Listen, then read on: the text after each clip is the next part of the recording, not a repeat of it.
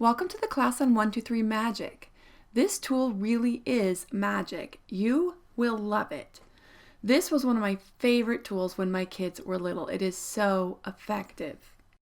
This workshop will cover an overview, including background information such as how it originated and why it is so great, suggested age guidelines for using this technique. I will then go through the proper steps for using this technique and give several examples going through the steps for each example. And lastly, I will cover some important tips, including our little genius tactics, which are ways our kids sometimes try to circumvent our efforts, and how to handle these, as well as some pitfalls of which to be aware. 1, 2, 3 Magic was initially a behavior modification technique used to start or stop a particular behavior. It was introduced in a book where the author recommends a timeout as the consequence. I will discuss some different ways of using it rather than with the timeout. When used in the ways I will discuss, it becomes more of a positive discipline tool that is an especially great tool for really little ones because it is easy and effective, very versatile, and it helps in setting boundaries before the age of reason sets in. So now I will share some age guidelines. It is perfect for really little ones, 12 months, sometimes even younger if needed, through around 3 to 3.5.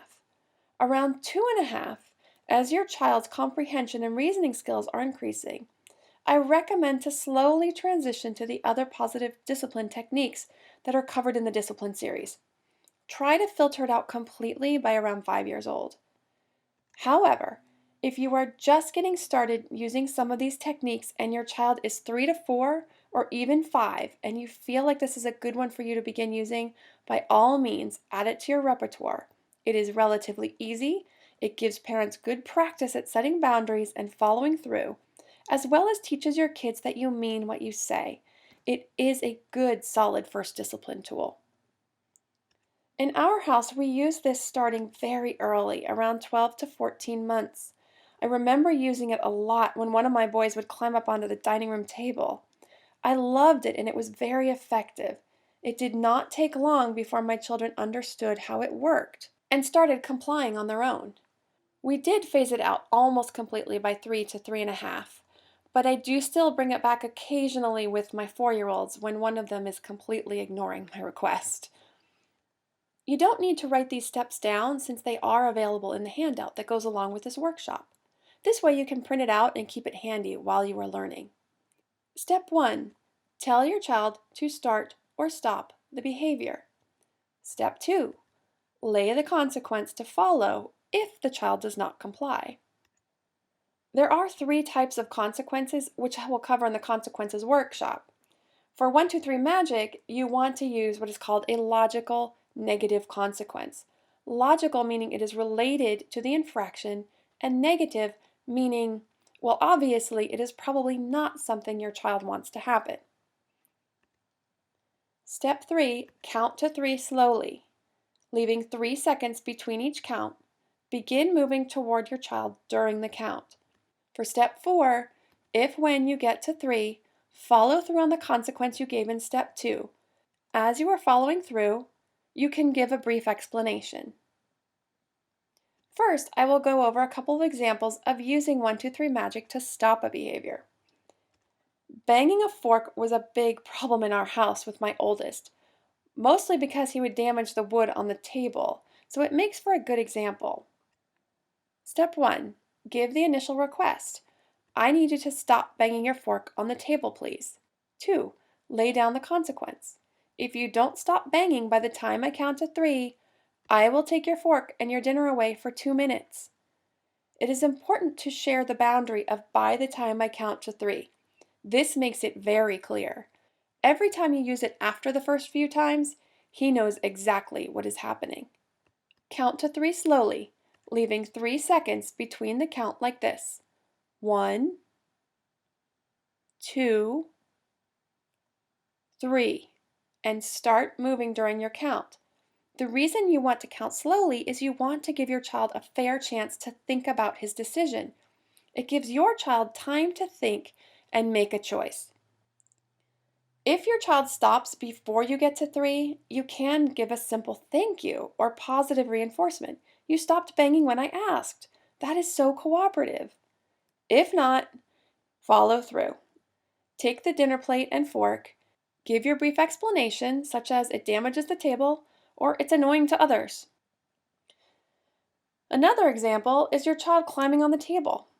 Let's assume a toddler around 18 months is climbing up onto the chairs and onto the dining room table. Since it could be dangerous, we want to discipline, and 1, 2, 3 Magic is perfect for this. Give your initial request. I need you to get off the table, please. The consequence. You need to get down off the table by the time I count to 3, or I will take you off. Count slowly, again, leaving 3 seconds between each count, and moving during the count. Then, follow through. Remove the child from the table, and you can give a brief explanation. Climbing on the table is dangerous. You might get hurt. Most of the time, a child this age will not comply for the first several times, but soon they will scramble down as soon as you start counting. This is because of their budding autonomy. They want to do things for themselves. As soon as they learn you will follow through, they will comply as soon as the counting starts, if not before. Now here are some examples on how to use 1, 2, 3 Magic to start a behavior, such as getting your child to put on her shoes. You can use choices during the first step to garner cooperation. Instead of, please get your shoes on, it would go like this. Step 1. Initial ask is in the form of a choice. Do you want to put on your sneakers or sandals? For step 2, if the child does not choose, then follow up with the consequence. You need to pick your shoes by the time I count to 3, or I will pick them out for you. It may not sound like a big deal to you, but again, remember your child's budding autonomy. Toddlers love to have their choices, so for them, it is a big deal to lose it. As always, begin counting slowly with 3 seconds between the counts and start moving on during the counts. Follow through, pick out the shoes, and give a brief explanation, such as it's time to go, you need to wear your shoes.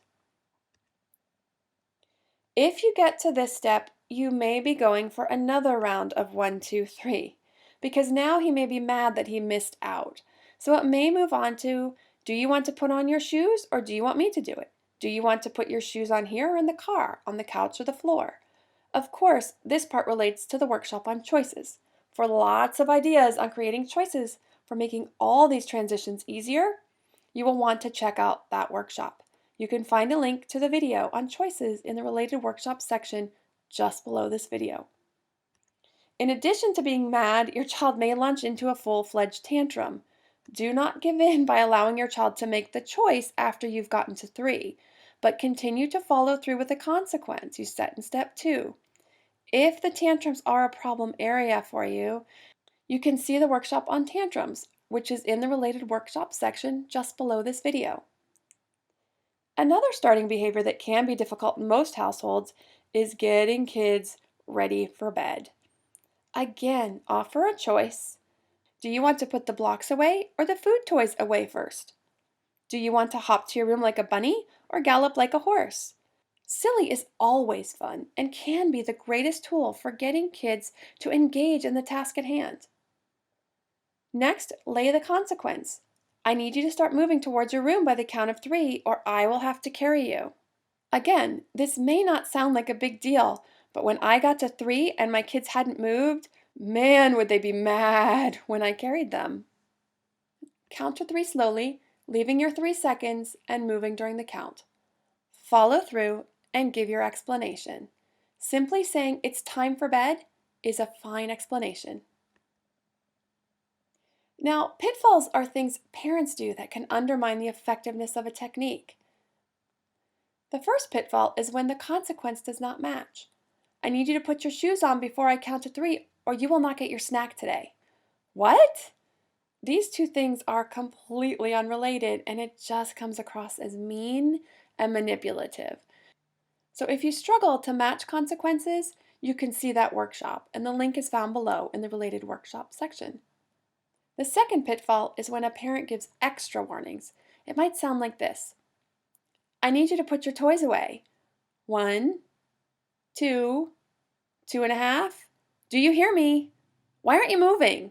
I'm about to get to 3. You better start moving or I'm going to take all of your toys. I really mean it.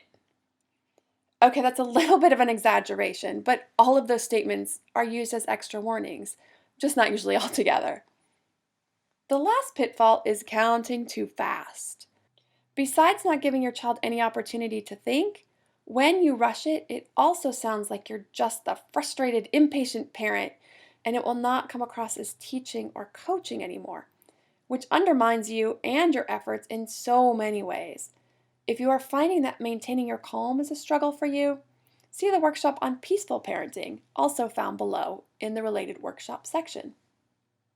Next are little genius tactics and how to handle them. These are the things our kids may try in order to get around our efforts. Your child may try to interrupt or explain as you are counting. Just keep going. You set the boundary. It's not up for negotiation.